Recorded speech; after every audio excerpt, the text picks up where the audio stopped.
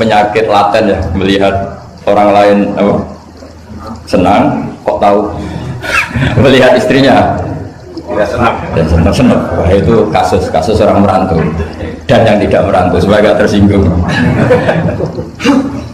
Saya memang sengaja mau memberi kajian yang ringan tapi bermakna, karena agama ini sebetulnya dimulai hal-hal yang ringan. Nggak ada ceritanya filosofi agama itu berat, karena jubilatil ukul ala qabulil haqi. Semua ulama berpendapat akal itu dipaksa untuk menerima kebenaran. Saya pernah ditanya seorang dokter, dia tanya gini, Pak, zina itu kan enak, kenapa haram? Lalu tidak enaknya zina di mana? Terus dia saya tantang, andai kan zina wajib kamu bingung, kok bisa? Kalau setelahnya terus tak suruh lagi kamu bisa, ya udah bisa mau. Akhirnya dia mikir iya ya, kalau wajib malah bingung, harus mengumpulkan uang untuk murder, dan kalau dia senang seseorang tidak harus kesampaian, ya kan? Kalau kamu senang seseorang kan tidak mesti dia senang kamu, kan repot kan? Kalau seneng tidak mesti dia seneng kamu, atau nggak seneng maunya dibayarkan repot. Mendingan diharamkan terus tidak usah, kan enak malah. Tidur di kamar happy santai, syukur-syukur itu terganti oleh sujud, oleh munajat, oleh kesenangan-kesenangan yang religi. Misalnya maling diharamkan ya enak, kalau kita boleh maling malah digebuki orang malah repot. Barokahnya diharamkan tidak dapat pahala, tidak digebukin orang gitu. Sama, jadi perlu membuat argumentasi agama itu penting. Selama ini ada kesolehan amatir, itu yang sering saya kritik setiap saya ngaji, itu kesolehan apa? Amatir. Misalnya gini, kadang-kadang orang ngeluhin Islam itu repot, mau kebar gak boleh, mau bebas gak boleh, nanti kan boleh semua kan enak. Pertanyaannya adalah, ketika boleh semua, apakah lembaga maksiat ini tidak ada aturan? Kan tetap ada aturan. Boleh pakai kalau bayar, itu aturan enggak? Aturan. Kalau yang cantik mahal kan aturan. Kalau apa khomer atau arak yang enak mahal kan aturan. Artinya gini, di tempat yang maksiat pun banyak apa? Aturan. Kenapa aturan di tempat maksiat kamu anggap kebebasan, sementara agama ngatur kamu anggap pengekangan? Ini namanya soleh amatir apa? Soleh amatir itu yang latihan soleh. Tapi kalau solehnya sudah lama, kayak saya ini masuk soleh sudah lama, tidak tahu saya. Dari Gus Bak Syukur yang nggak seneng namanya akan komentari ujub, ya sudahlah itu biasa manusia seperti sama merengut. Yang senang akan bilang pemikir serius, yang nggak seneng mau kok merengut akhirnya. Orang ita itu ya gitu, yang seneng bilang wah itu sibuk ngalor ngidul, yang nggak seneng kan bilang ita itu. Jadi itu kan nggak usah dipikir lah, komentar orang itu nggak usah dipikir. Jadi ini penting saya utarakan. Sehingga saya berpikir, terutama untuk zaman akhir, saya ulang lagi terutama untuk zaman akhir. Saya buktikan sekian ayat. Sebenarnya saya hafal Quran, tapi ini tak bawa Qurannya supaya nanti kamu bisa nyari ayatnya. Syukur-syukur kamu bisa nyanyi saya hafal Quran, bagus ini. Kalau enggak ya kacau ya. Sekarang banyak orang bantah apa orang hafal Quran, dia sendiri nggak hafal. Saya sering di Jogja, saya mau tanya tafsir sama jenengan, karena tafsir Kemenak itu ada kesalahan sekian 2000 itu, tak tanya kamu hafal Quran enggak? Aduh repot ini pada saya. Ini kayak Tyson tinju sama Elias Pikal gitu. Kalau kelasnya nggak sama mati soalnya kan.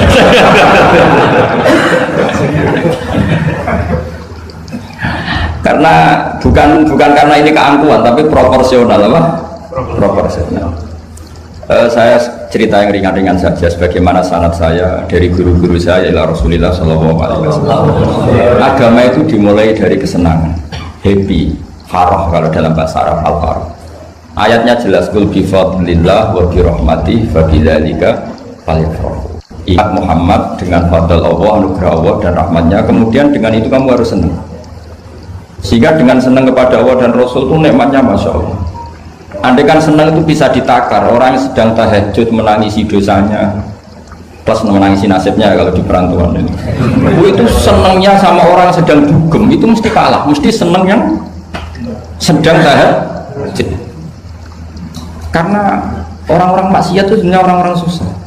Kalau tidak susah gimana? Setelah itu semua ditanya senangnya di mana? Tidak tahu dia mabuk. Sementara senang kamu ingat betul tadi malam saya nangisi dosa-dosa saya, nangisi nasib saya, kemudian tenang karena kembali ke Allah, kembali ke Rasul. Itu luar biasa senangnya. Tapi masalahnya sekarang ibadah itu kayak ancaman. Kalau ada pondok mewajibkan tahajud itu santrinya itu sudah mendelik dulu. Kalau di masjid-masjid gini itu kira-kira diwajibkan tahajud, orang juga protes. Ini aliran sesat, sunat kok diwajibkan. Jadi agama itu banyak keunikan, tapi yang jelas saya pastikan kamu harus senang. Kata Rasulullah SAW tadi, salasun mangkun nafihi wajata halawatal iman. 3 hal ini, kalau 3 hal ini ada pada kamu, ada pada kita, pasti kita ini menemukan halawatal iman, manisnya iman. Yaitu satu, ayyakuna Allahu wa rasuluhu ahabba ilaihi mimma siwahuma. Bahwa Allah dan Rasul itu lebih Anda cintai ketimbang yang lain. Mencintai Allah itu nikmatnya, Masya Allah. Caranya gimana supaya kita istiqomah ibadah? Anggap hidup kami itu sehari. Saya ini di Jawa, celok besar, tapi punya uang 200.000 itu ngira banyak sekali. Bukan banyak, banyak sekali. Karena saya ngitung hidup itu per hari. Karena aturannya orang soleh, sama tak ijazahi, pasti kamu gak mau. Karena kamu pecinta won. Pasti tidak mau. Syarat sahnya orang soleh itu harus nganggap hidup itu hanya sehari. Hanya apa? Wa'mal li akhiratika ka'annaka tamutu ghadan. Beramallah untuk akhiratmu seakan-akan besok mati. Coba kamu yang di perantauan, bayangkan maksiat sampai 60 tahun ke depan kan berat. Sampai seminggu saja kira-kira berat kan. Tapi kalau bayangkan saya tidak akan maksiat semalam ini karena besok saya mati, sukses. Besok berpikir gitu lagi, saya tidak akan maksiat kan hanya sehari. Ternyata besok hidup lagi. Pikir gitu lagi, tahu-tahu mati betulan setelah 60 tahun. Jadi itu apa ya, satu konsep dari Rasulullah supaya orang itu meninggalkan maksiat itu ringan karena bayangannya hidup banyak. Coba yang ahli maksiat itu diberitahu besok kamu mati, kira-kira malamnya masih ada? Kamu maksiat itu karena bayangkan hidup masih lama. Makanya kata Quran, wahai orang-orang yang beriman, alam yakni lilladzina amanu an takhsha qulubuhum li dzikrillah wa ma nazala minal haq. Orang-orang iman itu sudah saatnya khusyuk. Kamu jangan seperti orang-orang dulu. Orang-orang dulu fatola alaihimul amatu faqtasat qulubuhum. Orang itu menjadi wangkot, menjadi keras hatinya karena merasa hidupnya itu panjang. Ini penting, ini konsep-konsep yang ada di hadis sahih. Jadi tidak perlu kamu soal ini sahih apa enggak, tak pastikan sahih.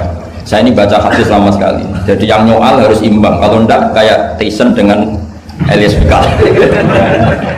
Supaya clear, supaya jelas. Saya sering ketemu para pemikir di Jogja dan berkali-kali saya bilang harusnya diskusi itu imbang. Ini bukan karena keangkuhan tapi karena proper. Awal maksiat itu dimulai karena tidak senang tercari kesenangan dan pilihannya maksiat. Coba kalau kesenangan itu ada pada Tuhan, itu luar biasa. Sampai Rasulullah itu menggambarkan ketaatan yang baik itu ada hadis yang mungkin kalau orang Jogja, orang Solo itu tidak siap karena agak priayi. Nabi pernah ngendikan, wa fi buti ahadikum sedekah. Kamu melayani istri kamu itu ya sedekah. Sahabat ya tanya, ayati ahaduna syahwatahu wa walahu ajrun. Yang benar aja ya Rasulullah, masa urusan seks, urusan biologis kemudian dia dapat apa? Pahala. Nabi jawabnya ringan saja, alaihi salawatu aha fi haramin akana alaihi wisrun. Kalau yang digauli itu istri orang atau yang enggak zaujanya, enggak istrinya, apa dia ada dosa? Ya dosa ya Rasulullah. Fakadzalika kalau wadu aha fi halalin kana lahu ajrun. Ya begitulah kalau dia kalau salah letak haram, kalau tepat sasaran ya halal. Segampang itu ibadah itu. Jadi ngumpulin istri ibadah, nimang anak ibadah, ngaji begini ibadah, meskipun nggak paham, nggak ada syaratnya paham. Yang menyenangkan dalam Islam kan gitu, ngaji itu udah harus paham. Yang penting datang, pura-pura paham, selesai. Bahkan saya pernah dibully oleh santri itu, ya agak kurang ajar santri itu. Ya santri gak jenengan-jenengan, santri tua-tua gitu. Itu Gus, jenengan sama saya nanti di surganya dulu saya. Kenapa? Karena kata Rasulullah SAW itu man salaka tariqan yaltamisu fihi ilman sahalallahu lahu tariqan ilal jannah. Orang yang mengambil jalan, yang mencari jalan, berjuang sekolah, nyari ilmu. Nyari yaltamisu itu maknanya nyari iltimas. Maka orang yang mencari ilmu itu sahalallahu lahu tariqan ilal jannah, akan dimudahkan jalan ke surga. Itu yang nyari tuh Gus. Kalau sudah ketemu kayak jenengan tidak masuk hadis itu. Makanya bersenanglah yang sedang nyari tapi belum ketemu. Karena hadis itu untuk yang masih nyari. Itu pasti sampean enggak saya. Wah saya mikir, wah ini nyari hadis apa yang bela saya? Karena hadis ini itu tidak mihak saya, nggak mihak yang sudah ketemu. Yang namanya nyari kan belum ketemu, maka bergembiralah yang nyari ilmu udah alim-alim. Karena syaratnya, ya kan? Man salaka tariqan yaltamisu fihi ilman sahhalallahu lahu tariqan ilal jannah. Siapa yang berjalan atau menempuh satu perjalanan mencari ilmu, di mana-mana mencari itu sudah ketemu belum? Belum. Berarti kiai masuk hadis itu enggak? Alhamdulillah, karena kiainya sudah ketemu.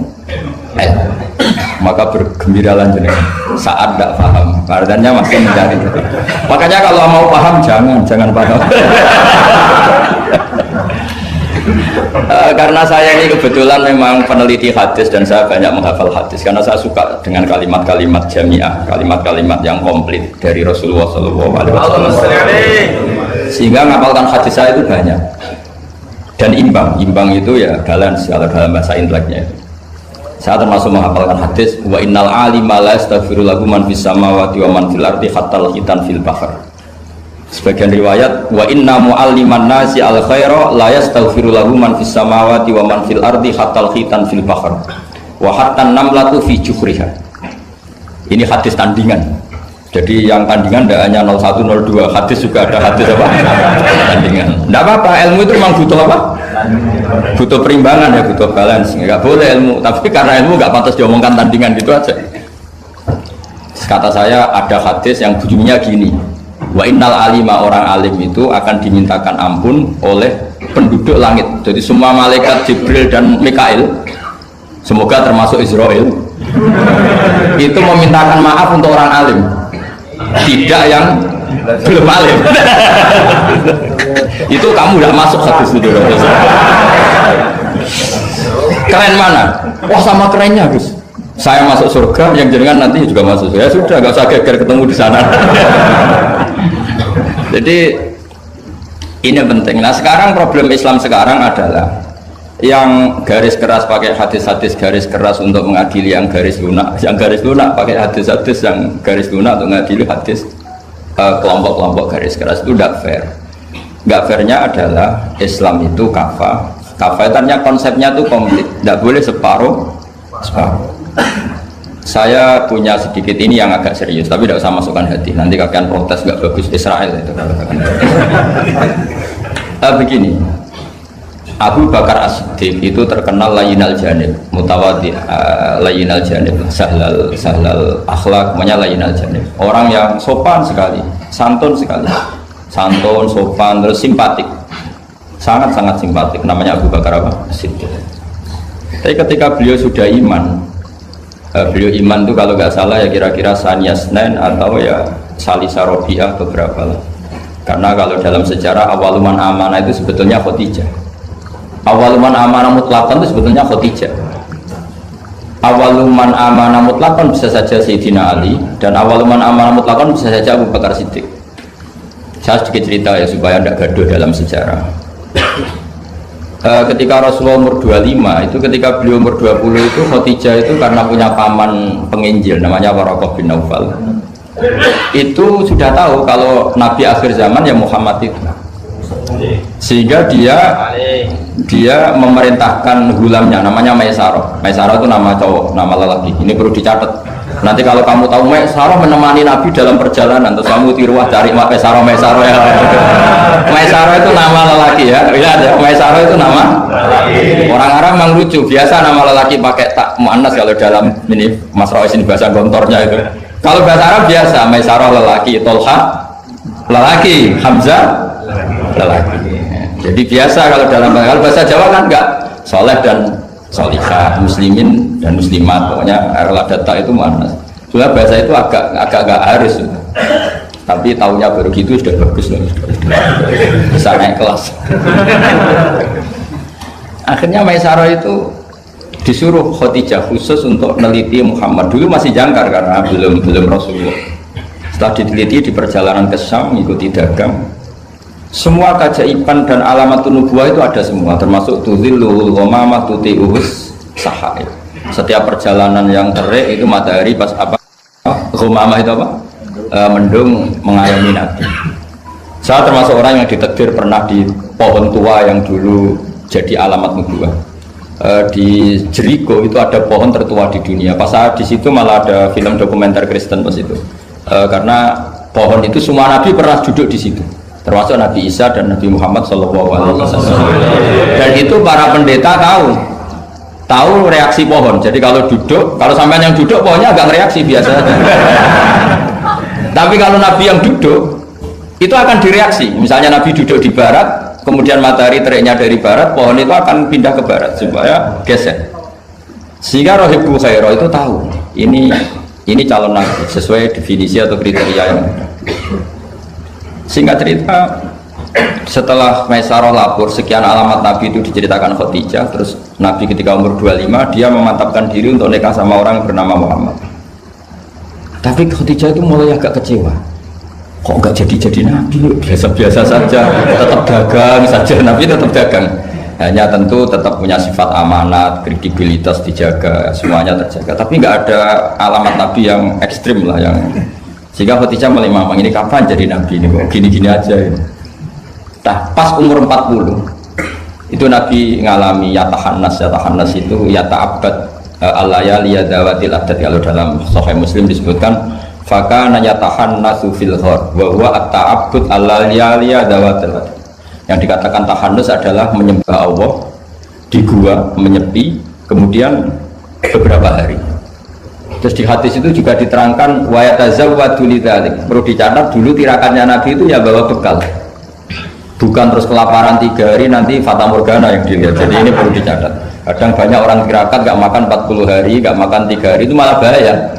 Karena yang dikatakan nur atau apa ternyata fata morgana karena lama gak makan.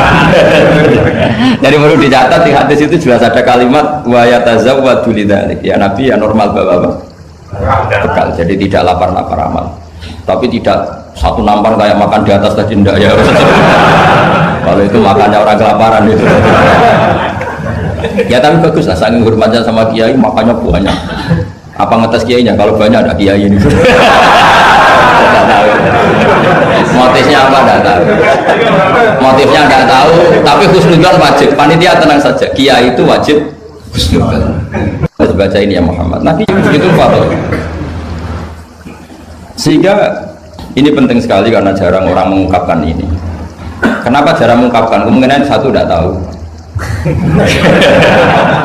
Dua, karena kadang kiai itu ya manusia, Ustaz juga manusia. Kadang-kadang dengan tanda kutip itu ya pecundang. Dia ngomong yang dicintai pasar, itu yang saya sesalkan betul.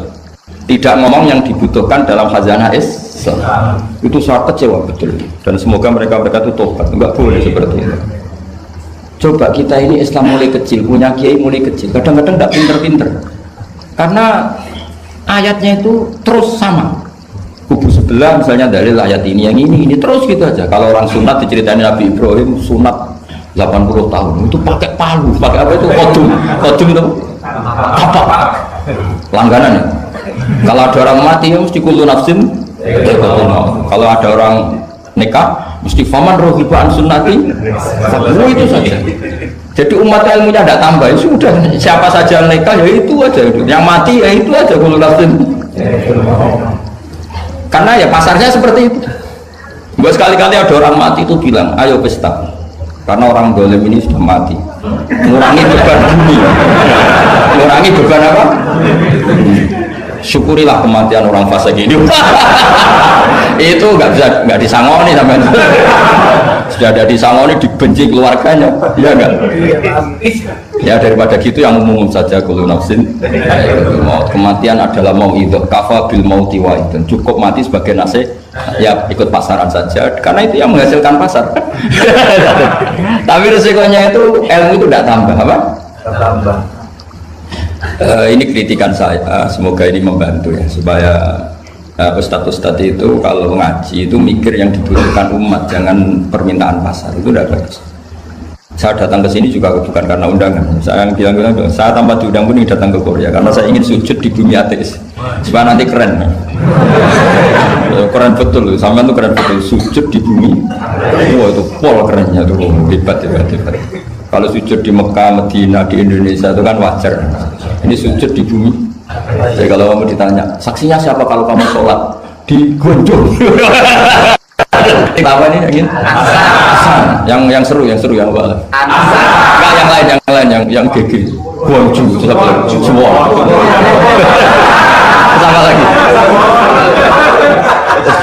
Itu malaikat mesti apa itu? Parah lagi kalau ditanya, sujudnya di mana? Di kamar mandi. Karena kalau pas kerja kan hanya dikasih waktu berapa ini? 5 menit, dan itu pura-pura di kamar mandi. Keren nggak? Keren. Jadi padahal bumi itu akan bersaksi yang dipakai tempat sujud. Itu paling keren mesti yang Korea. Apalagi yang pas kerja. Kalau sini kan masjid masih normal. Kalau pas kerja kan di kamar mandi. Iya di pabrik ya maksudnya. Oh iya. Jangan yang priai yang itu, yang nggak priai itu. Di gudang ya. Di mana? Sampai mesin ya. Ayo, mesin sebagai saksi. Ya bagus. Saksinya apa? Buta. Yang jelas jangan kerja di pabrik salib. Saksinya apa? Kerjanya bikin apa? Ya, pas waktu sholat. Saksinya apa? Itu. Bisa berhadapan-hadapan itu saksi sama disaksikan. Begini ini intermezzo saja tapi betul. Jadi kemudian Khadijah, kembali ke Khadijah tadi. Rasulullah itu nggak bisa baca. Walhasil akhirnya ditakdir bisa. Saya mengatakan bukan karena belajar, ditakdir bisa. Karena syaratnya Nabi itu harus ummi. Ummi itu keibu-ibuan. Tapi Nabi itu uniknya begini. Justru beliau ngira itu malakul maut. Jadi pulang itu yarju fufu'adu. Dia gemeteran sekarang. Nangis pulang itu yarju fufu'adu, nangis. Terus bilang ke Khadijah, zamiluni. Coba saya kasih selimut. Kalau dalam bahasa Arab itu boleh khitab sama perempuan itu pakai ya mu'annas sama khotobah atau pakai mudzakkar ghaib al mudzakkar mukhatab jamak, tapi niatnya ahli. Jadi kalau orang Arab bilang normalnya kalau perempuan kan zamilini karena khitabnya satu yaitu Khadijah. Tapi Khadijah itu nama ahlun, nama keluarga, sehingga dalam bahasa Arab juga boleh zamiluni pakai khitab jamak mudzakkar. Khadijah terus dikemulin. Di mana-mana namanya ketakutan itu ya dikemulin. Dan di mana-mana kalau ketakutan itu cari istri. Yang bayang di perantauan ya kalau ketakutan. Tidak usah lah banyak menyinggung orang. Pokoknya seperti itu. Sunnah manusia apapun hebatnya kalau ketakutan itu nyari istri. Jangan bahasakan nyari perempuan, nyari istri ya. Garisnya jelas ya. Kalau ketakutan nyari apa? Istri. Nyari istri apa nyari perempuan? Istri. Alhamdulillah. Bagi yang punya. Bos. Akhirnya dikemulin sama Khadijah. Ada apa? Oh saya tadi ketemu malakul mauti gini-gini. Khadijah tuh senangnya bukan main. Ini yang saya tunggu. Hampir saja saya putus asa. Kamu gak jadi nabi. Terus tanya Khadijah, lalu sifatnya orang tadi kayak apa? Oh gini. Oh ya besok ikut saya. Didatangkan ke Waraqah bin Naufal. Dalam Bukhari disebutkan wa kana imro'an tanassara fil jahiliyah wa yaktubu minal injil masyaallah ayaktub. Waraqah bin Naufal itu penginjil. Dia menerjemah Injil dari bahasa Ibrani menjadi bahasa apa? Ketika Rasulullah ditanya, ma ra'aita itu, ma dataro, apa yang kamu lihat? Terus Nabi cerita itu. Terus kata Waraqah bin Naufal, hadan namus alladzi ja'a bihi Musa. Bahasa lainnya malak itu namus, dan namus alladzi ja'a bihi Musa. Uniknya itu tahun awal nubuwah, ya tahun awal apa? Nubuwah. Itu uniknya Waraqah itu bilang begini. Ini Waraqah bin Naufal bilang gini. Doakan saya ini masih hidup. Khina akhrajaka qaumu, ketika kaum kamu musir kamu. Kagetnya bukan main Rasulullah, karena Rasulullah itu figur yang menarik, yang simpatik. Beliau putra tokoh Muhammad bin Abdullah bin Abdul Muttalib bin Hashim, tokoh yang sangat dihormati. Beliau tidak punya kasus, beliau ada orang yang dibenci, beliau orang yang sangat menarik. Kenapa harus ngalami diusir? Maka Rasulullah tanya, awamu khrijiyahu, masa betul umat saya mau mengusir saya? Tapi siapa? Waraqah tetap bilang, ya letani fiyajat anhina akhrajaka qaum. Doakan semoga saya ini masih kuat ketika engkau diusir kaum. Ini sekalian latihan bahasa Arab karena sama nama latihan bikin mesin saja ini ambil tak latih bahasa Arab. Bahasa Korea ya. Akhirnya kata Waraqah bin Naufal, tidak ada orang yang alami seperti kamu kecuali pasti akan diusir. Falam yalbas yasiron illa antum. Terus kemudian Waraqah tidak lama kemudian meninggal. Ya, yang penting dari ini semua apa? Waraqah itu membaca kriteria para nabi itu pas sekali dan akhirnya tahun 13 nubuwah Rasulullah mengalami diusir. Kan beliau hijrah itu 13 tahun dari nubuwah, kira-kira umur 53 berapa? 53. Tapi Waraqah sudah mengatakan itu di tahun pertama Rasulullah menjadi nabi karena definisi nabi itu harus pernah diusir. Maka kalau sampai mengalami diusir oleh nasib itu ya ada alamat. Cuma itu udah alamat nubuwah, alamat terlantar. Jadi itu bedanya. Karena yang nabi sudah ditutup, nggak ada peluang lagi. Jadi, nah, Khadijah itu masih nggak terima. Padahal beliau sudah mendapat sekian alamat. Tadi tudzilluhul ghamamah tuti'uhu sahab, ada sekian alamat. Tesnya sudah lulus semua. Rasulullah tadi Maisarah menyaksikan apa, dinaungi oleh apa? Mendung tadi, macam-macam. Khadijah itu masih dengan tanda kutip masih agak-agak beli, masih cari definisi yang ini agak absurd lah. Kata Khadijah gini, ya Muhammad, ya Rasulullah, kalau kamu kedatangan teman kamu itu, kalau bilang sohibuka, nanti cerita ke saya. Ya kata Nabi. Nabi itu lugu, nggak ngerti kalau itu dites. Ya katanya. Suatu saat Jibril datang ke Rasulullah. Ini malak, ini Jibril, ini teman saya datang. Ya Nabi kadang istilahkan Jibril itu temannya. Ini teman saya datang. Oh ya. Terus Khadijah dekat Rasulullah, pas Rasulullah agak-agak di pangku manja. Fakasyafat an auratiha, sebagian auratnya Khadijah itu dibuka. Sama tidak usah bayangkan kelihatan apanya itu. Makanya tadi agak-agak. Ya kira-kira bukunya saja lah yang lebih mudah. Tidak lebih dari itu, jangan macam-macam. Akhirnya terus ditanya, Khadijah tanya, temanmu masih? Enggak, lari. Hanya Khadijah ditutup lagi. Khadijah nggak tahu ada Jibril, nggak tahu. Ditutup lagi. Sekarang temanmu di mana? Oh sekarang datang lagi. Oh Nabi diambungi semua. Ini yang saya tunggu-tunggu kan. Itu malaikat betul bukan setan. Karena kalau setan tahu aurat kamu tahu. Artinya apa? Dalailun nubuwah itu dikaji sedemikian rupa oleh Khadijah karena beliau ponakan dari penginjil yaitu Waraqah bin tentu zaman itu Injil masih orisinil ya, bukan kayak yang sekarang Lukas Matius. Tentu ya, jadi Injil di sini bukan konotasi yang muharraf yang apa? Enggak orisinil ya, tentu yang masih apa? Orisinil. Jadi semuanya mengarah ke pembenaran terhadap kenabian Rasulullah Muhammad SAW. Jadi Khadijah tambah mantu. Jadi Nabi dites dia ada tahu ya bagus saja. Temanmu masih lari. Terus setelah ditutup lagi, temanmu ada.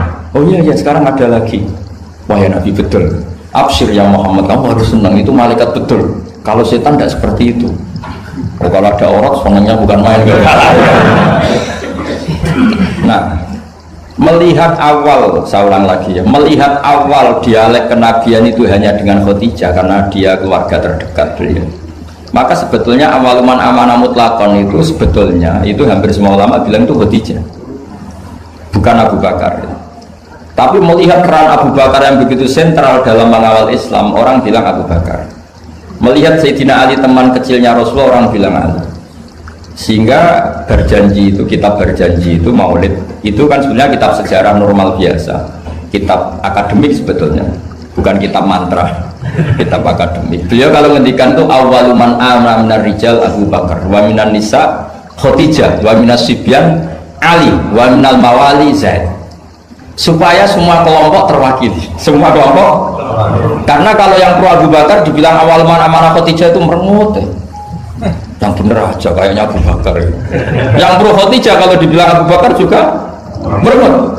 Yang pro Ali juga demikian. Akhirnya di tengah-tengah awaluman amana minar rijali Abu Bakrin wa minan nisa Khadijah wa minas sibyan Ali wa minal mawali Zaid bin Harisah. Pertama orang iman dari golongan lelaki tua, rijal lelaki tua, lelaki berumur itu Abu Bakar. Dari perempuan Khadijah, dari anak kecil Ali, dari Mawali udah dimerdekakan. Jadi itu sudah cara bahasa Arab itu takbir itu redaksi yang agak-agak ngeles. Jadi seperti gini lah, pendiri masjid As-Siratal Mustaqim itu siapa?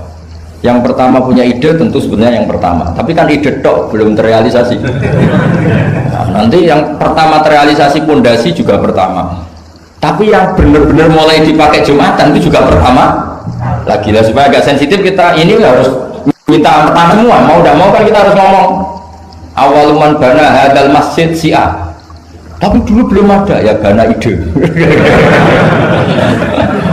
Wa awaluman misalnya pembalataan batu pertama waktu al-hijarah awalan ini, wa awaluman sing jadi imam ya ummu hadal masjid fil jum'ah ini lah yang sampean wa awaluman ngerameni ibu masjid. Sudah gak apa-apa, yang penting awaluman apa masuk kategori awal.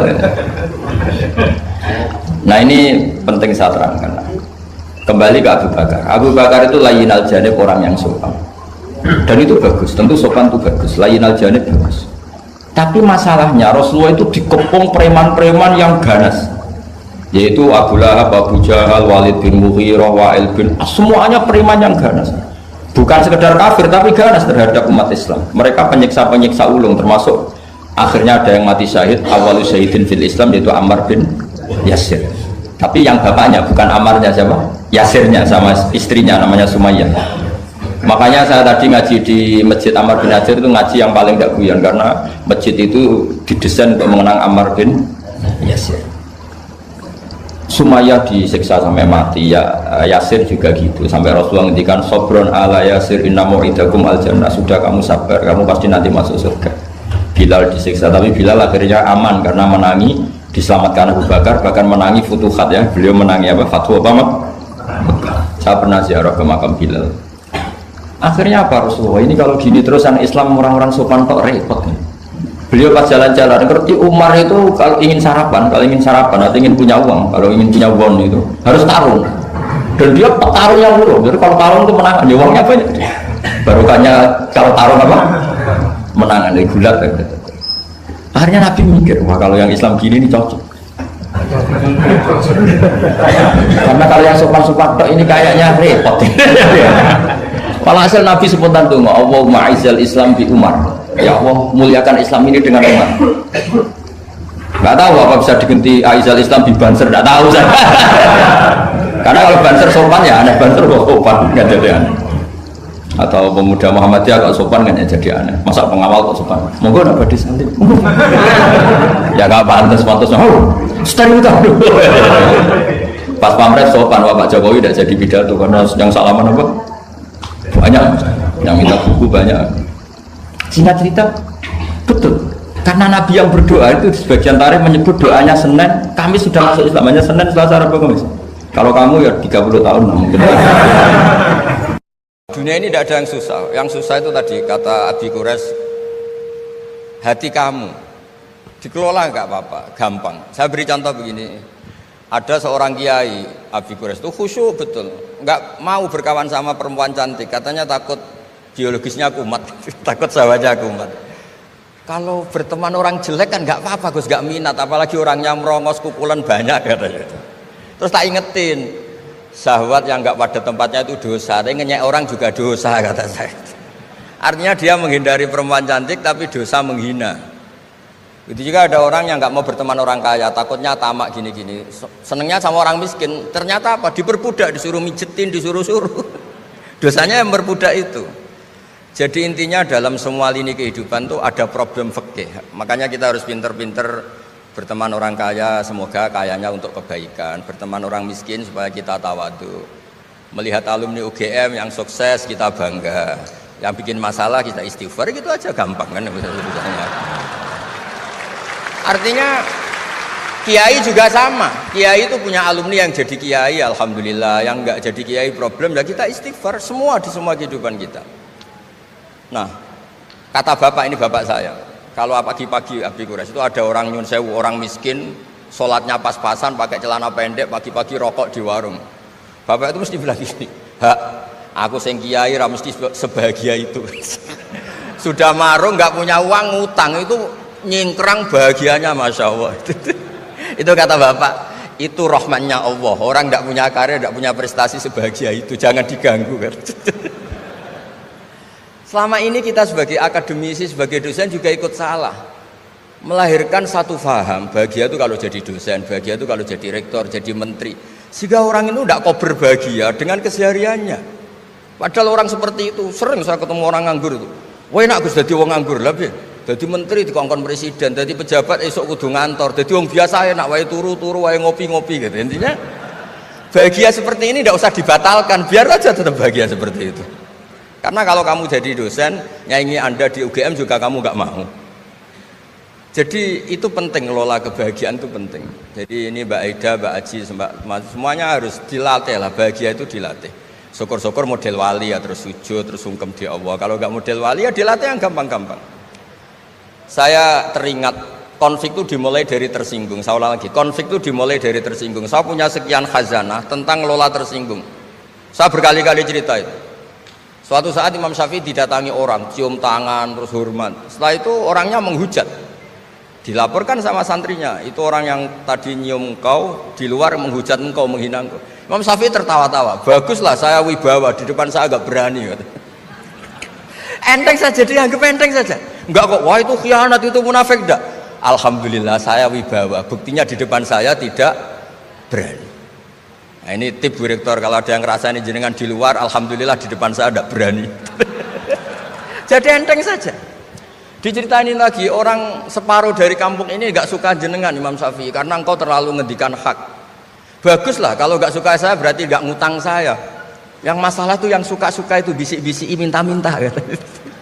Jadi dianggap enteng saja. Kalau Anda sudah bisa ngelola konflik seperti itu, ringan saja.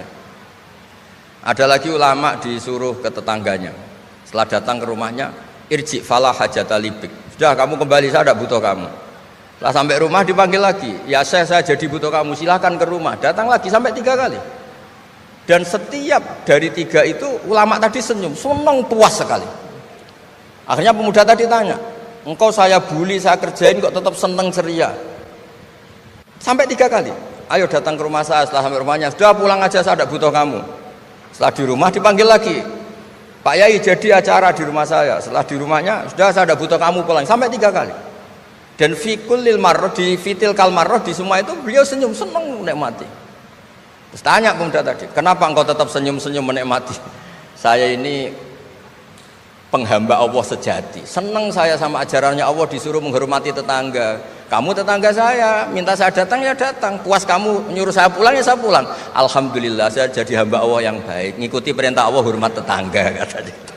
Sama kita di Indonesia gitu, kalau Anda tidak sefaham dengan presiden atau dengan bupati, perintah Allah itu hubungan dengan mereka baik, cocok tidak cocok harus baik, itu perintah Allah. Jangan yang cocok jika kita membebek, tidak punya prinsip, tidak punya ideologi. Saya diundang di sini, kalau nuruti nafsu saya tidak cocok, kiai kok diatur-atur. Tapi perintah Allah disuruh menghormati kawan, kata Rasulullah di sebuah hadis, inna min abaril birri silatar rajul ahla wuddi abih. Kebaikan tertinggi itu adalah berkawan baik sama teman bapaknya. Saya ini dekat sekali sama Profesor Zaini Dahlan, sehingga harus menghormati putrinya. Sebetulnya wajib hormat itu dosen UGM, kalau enggak dipecat kamu. Tapi saya punya konstitusi sendiri. Jadi kalau kamu hidup kamu sudah bertautan dengan Allah, semuanya indah.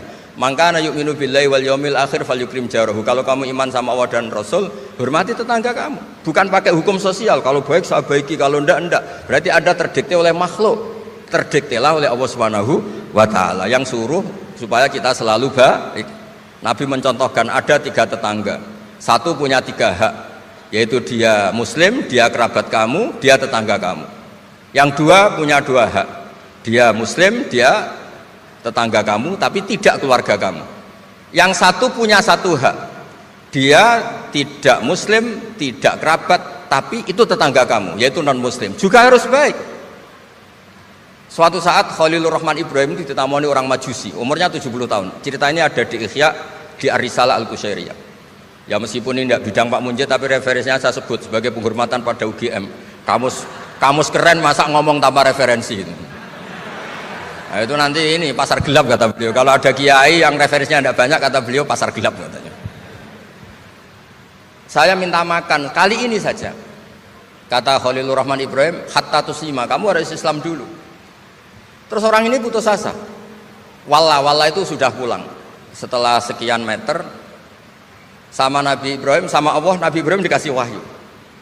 Ya Ibrahim, kamu tidak mau ngasih makan orang itu meskipun hanya 1 hari. Tidak, karena dia masih kafir, non muslim.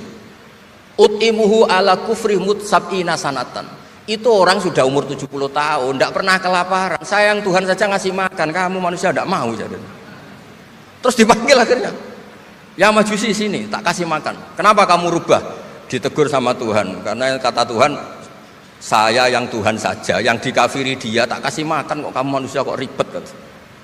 Akhirnya dikasih makan. Jadi contoh-contoh muamalah kebangsaan, beda agama itu cukup, referensi kita cukup. Yang enggak cukup adalah pikiran kita yang sempit, itu masalahnya pikiran kita. Wong Islam itu kepenak, enak betul. Saya punya saudara, punya keluarga, saya tadi cerita Pak Kures. Wah itu haternya banyaknya bukan. Tapi bilang ke saya, dah Gus kita sama-sama wali. Syaratnya wali itu hanya 2, dicintai banyak orang atau dihujat banyak orang. Kalau dihujat banyak orang itu ngilangi dosa kan.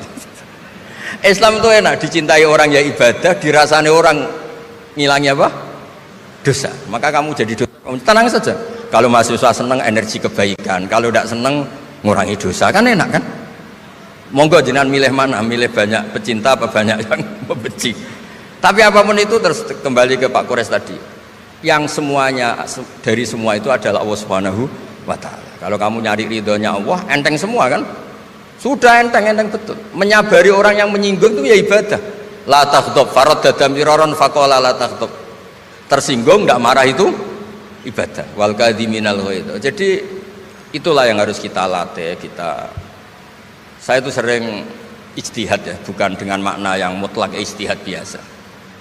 Saya ini termasuk kiai yang susah diundang. Saya datang ke sini bukan sebagai UGM. Bu Ova itu putra dari Profesor Zaini. Jadi jangan GR Pak Munjid kalau saya diundang UGM terus Pak Jumawa undang, biasa aja. Biasanya bukan karena meremehkan UGM, enggak. Memang ada aturannya. Kiai itu kan ya jaga hatinya. Jangan-jangan diundang UGM mari takabur. Kan ya kita mikir. Kalau nggak mau jangan-jangan takabur, diundang kok nggak mau kan ya mikir. Ini cerita Pak Kores. Ini kisah nyata. Saya tuh pernah diterima kasih kiai kecil. Gus matur nuwun Gus jenengan nggak datang kan? Oh iya. Kalau di dunia kiai itu kiai kecil kan diundang acara-acara kecil. Ya kira-kira salam tampil 200.000 lah kira-kira gitu. Gara-gara saya tidak datang dia lakon itu ya lakon dia yang disalami template, yang dicium. Oh itu kalau jenengan datang saya mahjub, saya itu gak kanggo gitu. Jadi dianggap uang 200.000 itu dari saya. Ternyata menghadiri acara kecil itu tidak solusi juga. Kalau kita kiai besar datang ke acara kecil, ini namanya menghentikan rezekinya yang kecil. Itu ibarat toko besar dekat kelontong kecil. Tapi kalau tidak datang, sombong betul setelah kiai besar diundang yang kecil nggak mau. Nah itu namanya istihad. Istihad itu satu pemikiran yang tadi yang diceritakan Mas Haji tadi. Mau tidak mau kita secara sosial itu berdebat. Sebaiknya kita ini merakyat apa enggak? Kalau merakyat dengan tema-tema rakyat, urusannya makan, mungkin kita tidak jadi negara maju. Tapi kalau terlalu tema-tema besar, jangan-jangan lupa ngasih makan. Ya sudah, itu istihad. Ini yang terakhir saya cerita perbedaan pendapat. Dulu Al Haris Al Muhasibi itu pernah punya ide. Ini temannya Imam Ahmad, temannya Imam Syafi'i. Ya Imam Ahmad saya mau ngarang buku tentang menolak faham-faham Mu'tazilah, faham-faham yang nggak benar. Menurut Anda gimana? Jawabannya lucu. Jangan katakan. Kenapa? Sebelum Anda membantah mereka, meluruskan mereka, pasti Anda cerita argumentasi mereka. Ketika cerita argumentasi mereka, jangan-jangan mereka lebih tertarik argumentasinya Mu'tazilah daripada argumentasi Anda. Berarti Anda ikut menyebarkan kebid'ahan itu. Terus oh iya. Nah ini mohon maaf ini mahasiswa UGM yang masih muda-muda ini. Misalnya rektorat bikin pengumuman, nyun sewu ada gambar yang seronok, yang menarik. Terus ditulisi gini, jangan lihat ini bahaya. Misalnya.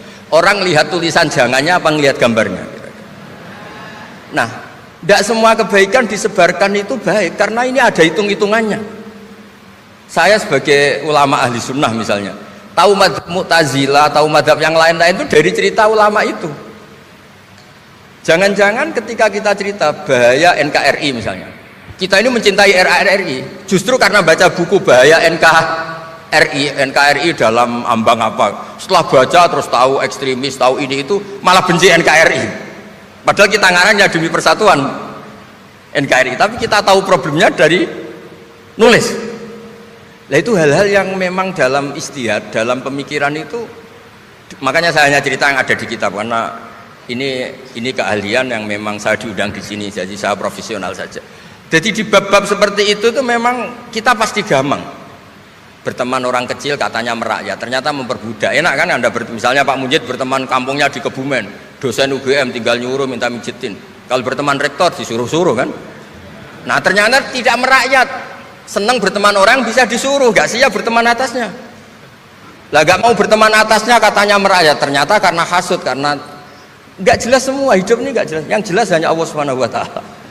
Makanya menurut ilmu tasawuf itu qulillah tsumma dzarhum fi khawdi ma'labun, sudahlah kembali ke Allah. Berteman orang kecil ya karena perintah Allah. Kalau karena perintah Allah pasti inginnya ikram, memuliakan. Berteman orang besar juga karena perintah Allah, supaya ada hasud, supaya Indonesia ada chaos.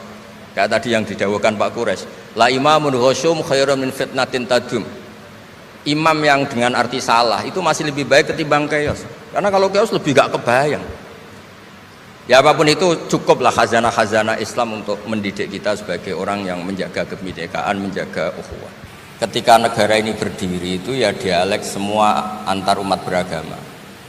Sehingga diputuskan yang penting itu berketuhanan. Maka yang ditolak oleh konstitusi kita adalah ateisme, komunisme. Saya bayangkan misalnya punya anak perempuan, diajak orang yang tidak beragama di tengah hutan misalnya, bunuh ya tidak takut Tuhan, merkosa tidak takut Tuhan, salah etika ya tidak takut Tuhan. Bandingkan kalau diajak yang beragama, pasti masih ada rambu-rambu, ada ini itu.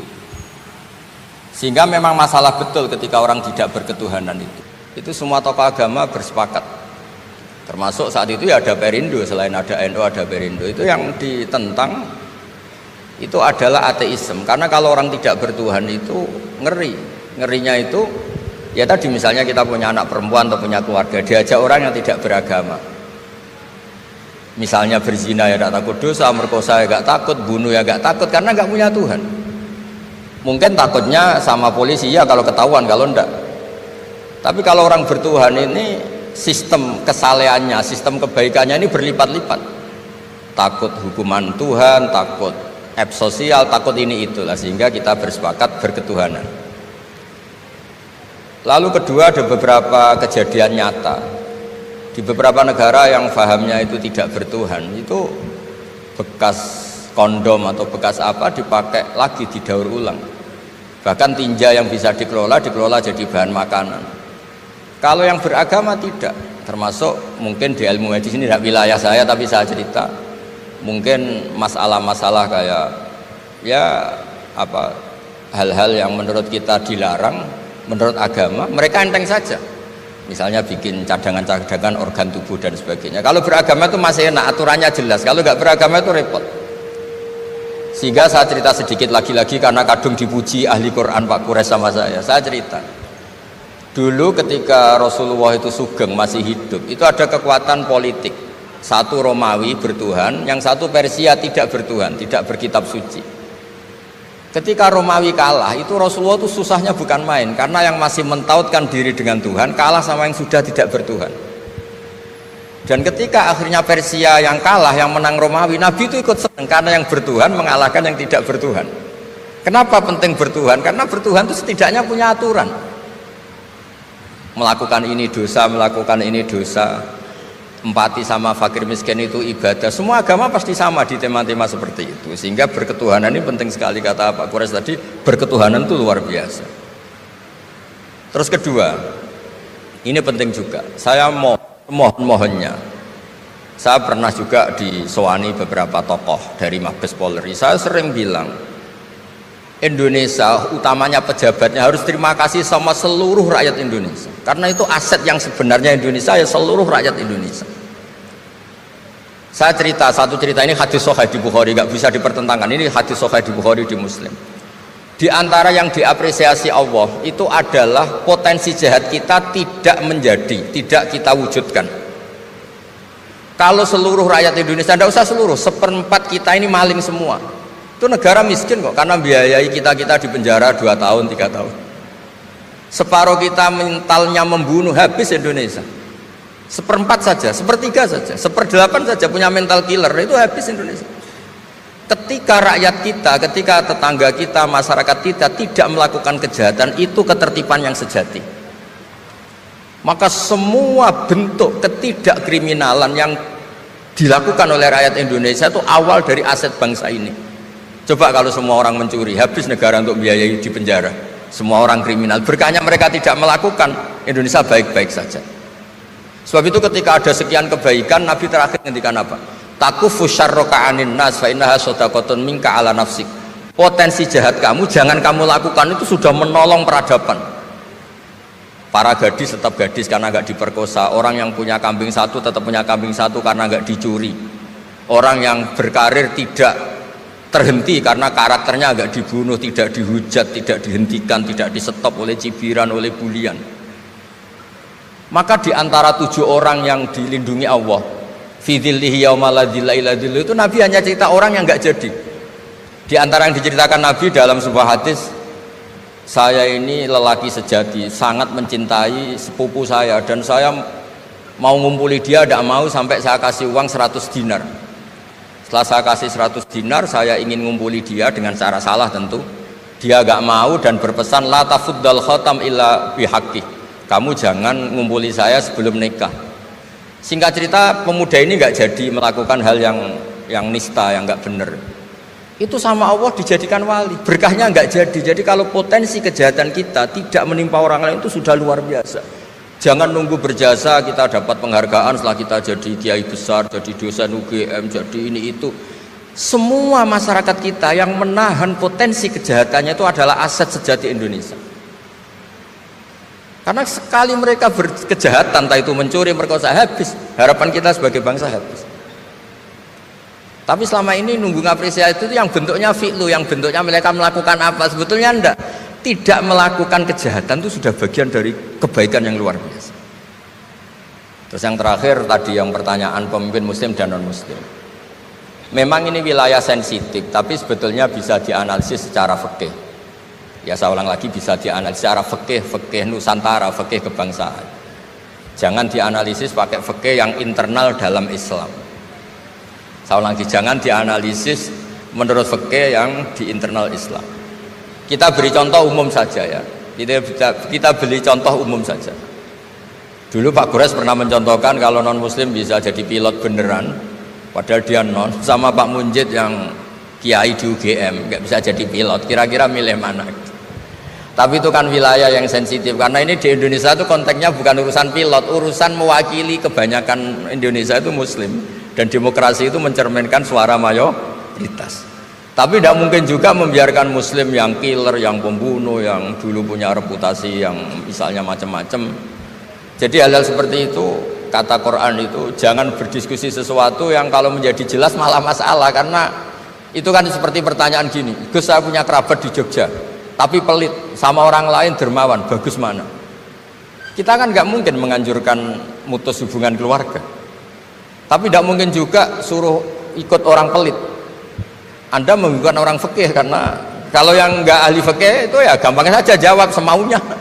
Tapi kalau saya sebagai orang yang nekuni fikih itu bingung. Saya sering ditanya orang juga, Gus saya mau nyalon lurah, ya lurah atau bupati atau apa? Katanya nyuap itu haram, Gus. Setelah dipraktekkan nggak bayar, nggak bagi uang, ya nggak jadi betul. Yang menang yang bayar. Terus akhirnya fikihnya tak rubah. Nyuapku yo haram, medit yo haram, kata saya. Dimodifikasi sedikit, akhirnya alhamdulillah Gus bar sodakoh gitu. Ya menang akhirnya, berkahnya sodakoh.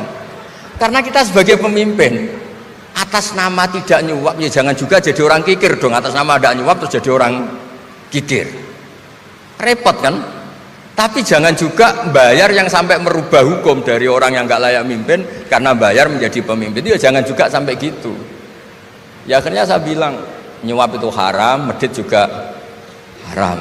Alhamdulillah barokahnya kombinasi fikih ini. Ya nyuapnya tetap haram tapi rakyat tetap dapat uang gitu.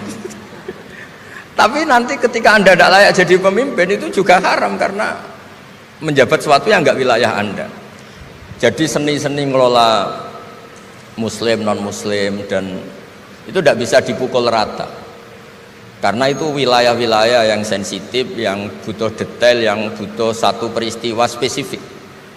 Saya pernah ditanya, Gus saya ini hidup di Amerika, kalau milih presiden kan sama-sama non muslim, milih yang siapa? Ya jawab yang akhafu dororon, misalnya ada presiden Amerika yang sangat demokratis misalnya, dia membiarkan Islam berkembang, sama jenis non muslim yang Islamfobia, tentu milih yang demokratis. Ada yang dosanya itu membunuh, yang satu dosanya korupsi, ya milih ya korupsi karena membunuh itu lebih ekstrim timbang korupsi misalnya.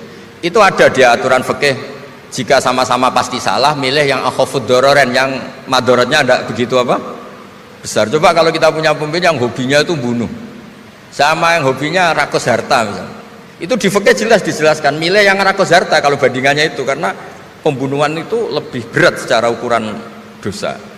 Tapi apapun itu, ini bukan pembenaran pada kesalahan, bukan, tapi memang ada aturannya. Apa kalau ada dua dororani, dua bahaya, urtukiba khafuma, kalau ada dua hal yang bahaya dipilih yang paling apa ringan kalau dalam konteks ya tadi.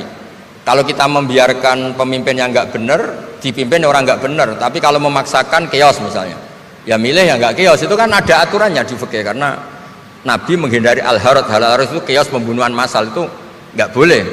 Dan mayu addi ila dzalik juga nggak boleh, yang bisa potensi begitu juga nggak boleh. Jadi saya mohon di antara aturannya Quran itu latas alu anasya intu bedalakum tasukum, kamu jangan diskusi sesuatu yang kalau diperjelas malah kamu yang malu.